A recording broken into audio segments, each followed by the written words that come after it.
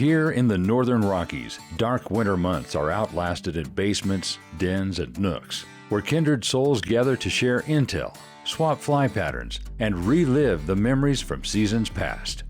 This gathering spot, known locally as a February room, is the inspiration for this podcast. No matter the season, the door is always open to those with a fly fishing story to tell. Brought to you by CD Fishing USA, the North American distributor for Composite Development's fly rods and fishing accessories. Tech, precision, ingenuity, legacy. Go to cdfishing.us and follow us on Instagram, YouTube, and Facebook. Here's your host, Lauren Carnop, and this is the February Room.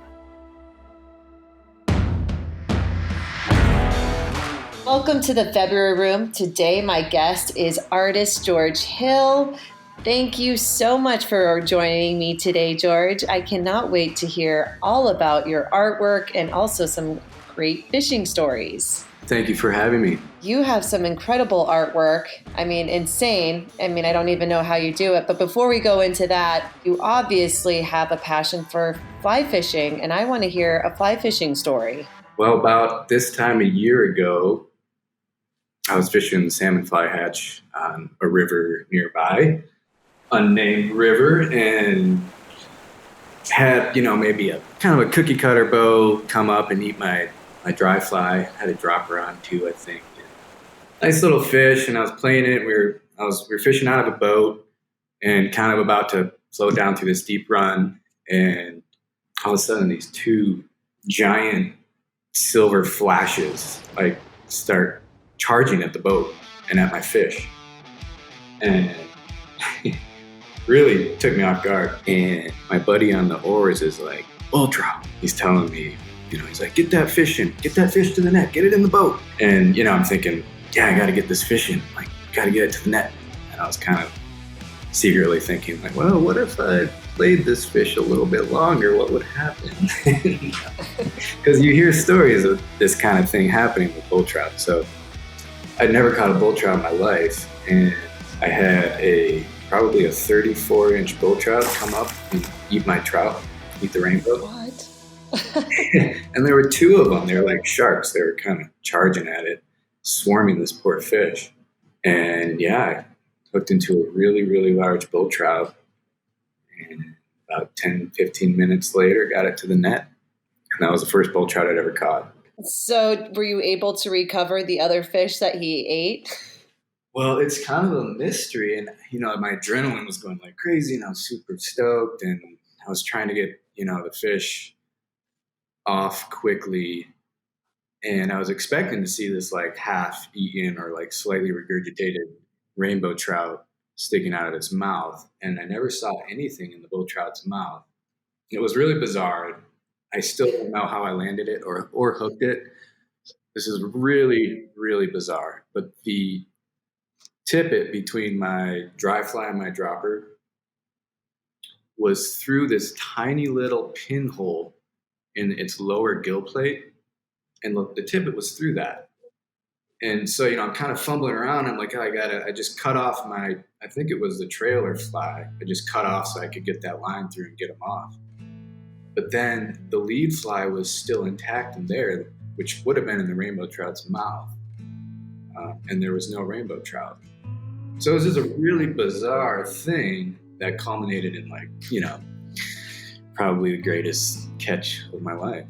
I fished a lot and all over, and I'd call out a fish. And this was just incredible to hold a trout that big in a small river. What a fishing experience of a lifetime. Did you use that experience as some of your art inspiration?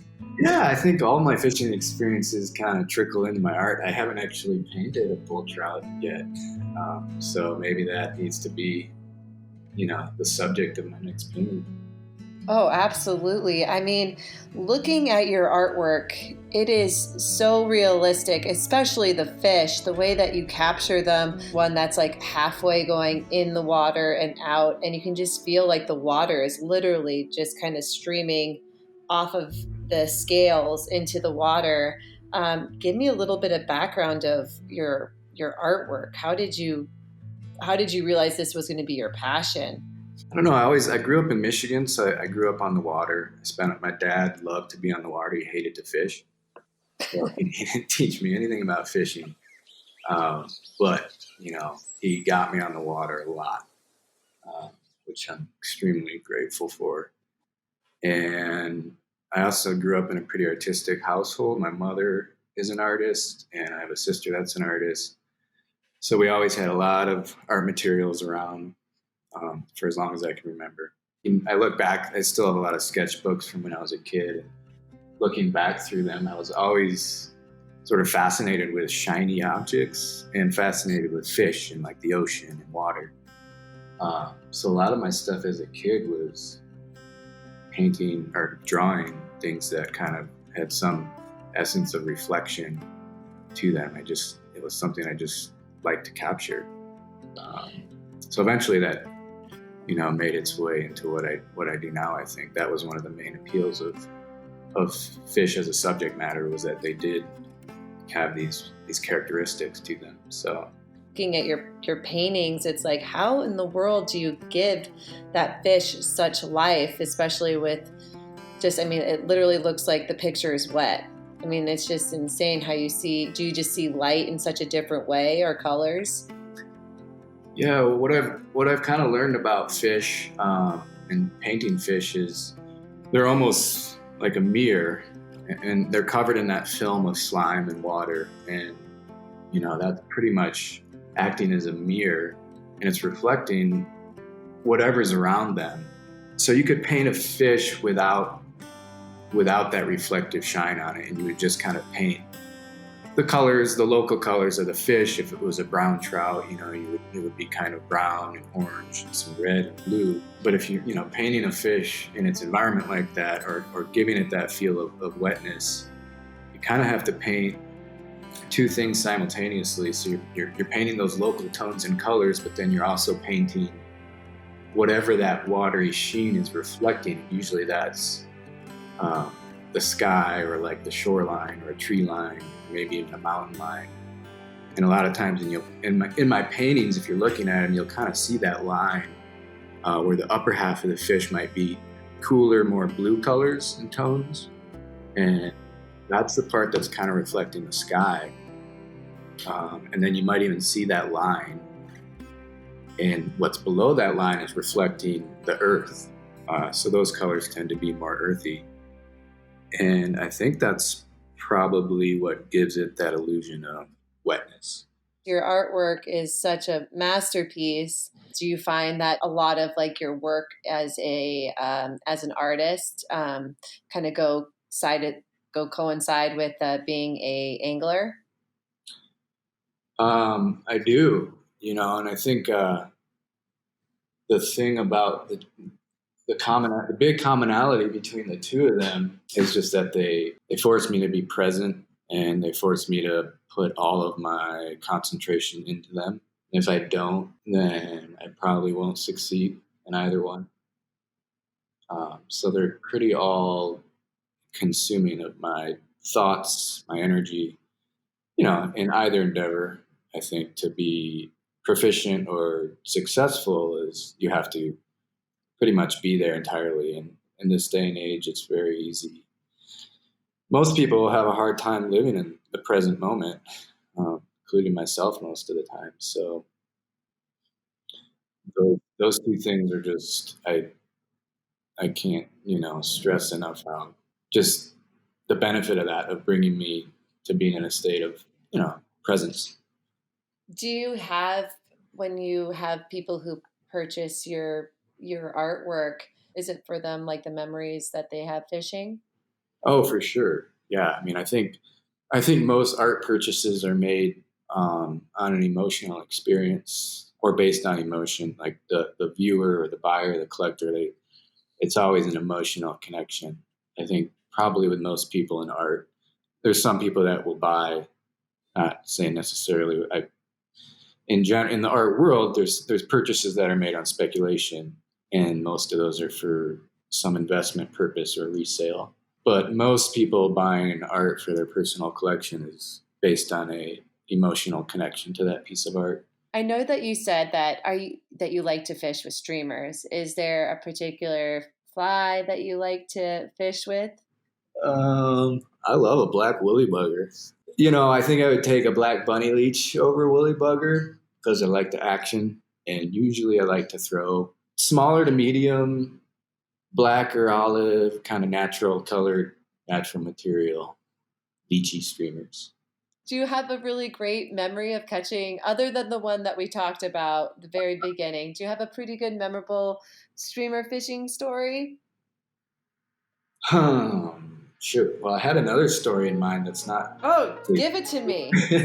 Well, this one, going from Montana to Mexico and going to the salt now, which, I do love salt fishing, and it's been a long time. And I am very much longing to get on those flats again one day. But I was down in southern Yucatan Peninsula a while back and was permit fishing. And I was too broke to hire a guide, so I rented a bike from a local. My Spanish was pretty fluent after spending all that time in Argentina. Rented a bike for like the 2 weeks that I was down there, and I'd ride it up and down the coast, and I just kind of watched the incoming tide for cruising bonefish or sickle tails of, feeding permit. And but anyway, there was on the other side of this peninsula, this little spit of land at the bottom, there's a bay, and some of the bigger permit would congregate there in schools. And I hired a bartender to take me out because he had a boat and some local knowledge. Because I couldn't afford to pay a guide for like a full guided trip, but I needed to get out into the bay, get out into the water.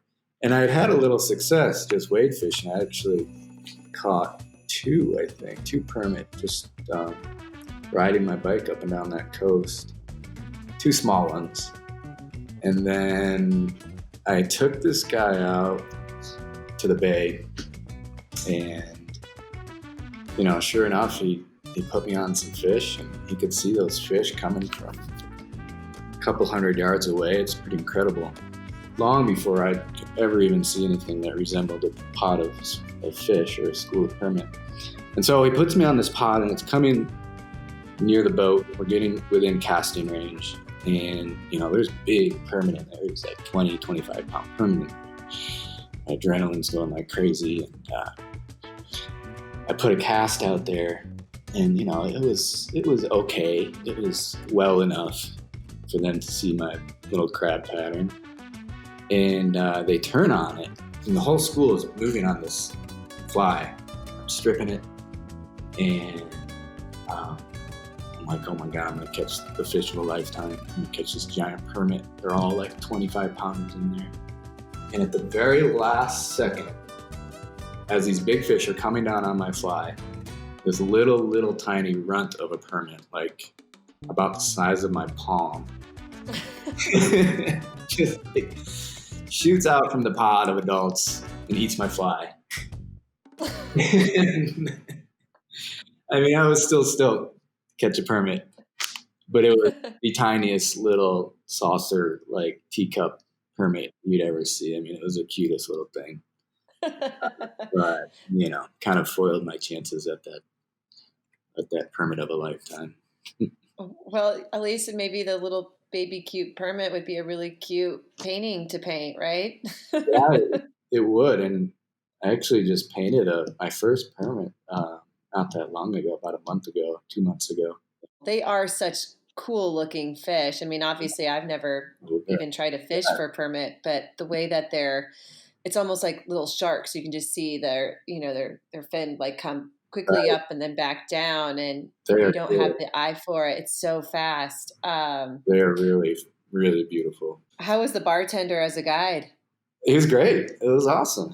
Yeah. Hopefully he made you some cocktails along the way. Yeah, what a smart way to use your resources, though, to ride a bike. And so you just like rode your bike and carried your fly rod all through Mexico? Yeah, well, just through this town. I just stayed in this one town. It was like, it's an old fishing village, and kind of got hit by one of the hurricanes, I don't know, 12, 15 years ago.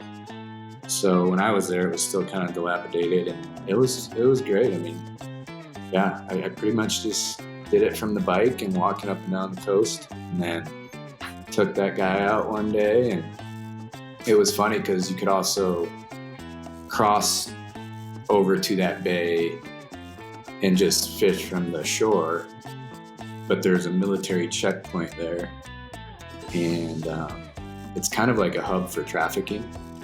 It's lanes from, drugs coming up from Central America, South America, coming up to like Florida. So it's actually patrolled pretty well by the Mexican military. And they have this checkpoint, a military checkpoint. I would just, this gringo like on the bike, and it had like the little plastic things in the spokes, that kids put in. So when you ride the bike, they like make them flop around and make the noise. And I rolled up there with like a couple fly rats strapped to my back, and a straw hat, and go through this military checkpoint on my rented bike. It's pretty funny. They always looked at me like, "Who is this gringo rolling up again?" But they never gave me trouble. Wow. What made you decide? Were you just like, I need to get out and go fishing? Or was it for the fishing, or was it more to just kind of get inspiration for painting? It was for the fishing, 100%. It was to go catch permit and bonefish. Yeah. But I traveled a lot, in my 20s. I was fortunate and was kind of tailored a lot of what I did towards fishing, whether it was traveling and working somewhere or guiding or, anywhere that would put me on world-class fisheries, really good fishing. So, wow. Yeah, that was actually that Mexico trip was at the tail end of I was in another city in southern Mexico, and I was taking a program that allowed me to teach English as a foreign language. So I had done this schooling program for, I think, 4 or 5 weeks. And then this was like, okay, I got 2 weeks left before I have to fly home. I'm going to go down to this fishery, check it out. I'd heard good things about it. Yeah, never forget it. Wow, what an amazing experience. And I mean, it's so great that you're able to like go travel the world in your 20s and experience it, and then use that passion into your artwork. I mean, that's what everyone's dream is, right? To live passionately and then do what you love to do passion sure. As well. Yep. Now living the reality of being an artist. So, George, if people are wanting to look at all your artwork, where's the best way for them to check out your stuff? Well, anybody if that's out this way, have a show in a gallery in Whitefish, Montana called Frame of Reference. And other than that, there's, the usual digital pathways, I guess. So Instagram is probably where you'll find the most up-to-date stuff and some, kind of process photos and just a little bit more of a look into my process and little art world. That's George Hill Art. And then I guess that's connected to my Facebook too. I don't know. I don't really use Facebook or understand it that much, but it's not that creative. Instagram is a really good platform for artists. It's really intuitive and a good presentation venue for imagery, obviously. And then my website is georgehillart.com, and there you'll find all the finished paintings, and it'll show you which ones. I have an archive of sold pieces and a couple pages that will have a page for fish that are available and a page that are available animals, and a page for some of those other things like citrus fruit. And I was going to say, I mean, if somebody ends up catching a fish of a lifetime and they wanted you to paint it, would you do a commission work like that? Or is it solely like, I'm the boss of what I want to paint, which is a good thing to be too. It depends. Yeah. I'm certainly open to having a look, and for sure, if somebody wants to talk to me about it, show me what they have in mind, I'm always happy to talk. So definitely, yeah. So right now you're painting, is it a brook, but next one's going to be a bull trout? This one's a brown right now. But I got to do the brookie ahead. And that's it. I paint so many brown trout because I have, a familiarity with the subject matter. It's what I catch the most and I'm around the most. And, those other fish, not as much. I have gone and fished for them and caught some of them, but it's nice to be able to observe them in person more, to sort of pick up on those nuances. That's my goal is for them to feel alive, not to make them look like a photograph. I have a lot of people who say, oh, it looks like a photograph or something, but photograph isn't real. I want it to feel like a real creature that's living and breathing on that canvas. And those paintings definitely come to life. Well, thank you so much, George, for talking with me today. And I look forward to following you. Continue to have good luck on the river. And thank you again. Yeah, thank you. It was wonderful chat. For the inside scoop on the fly patterns we've discussed with our guest, check our blog for Flies of the February Room. If you would like to enter the February Room, shoot us an email at info@cdfishing.us. Also, remember to subscribe, share, and, if we've earned it, give us those 5 stars. Thanks for dropping by, and remember to go fishing.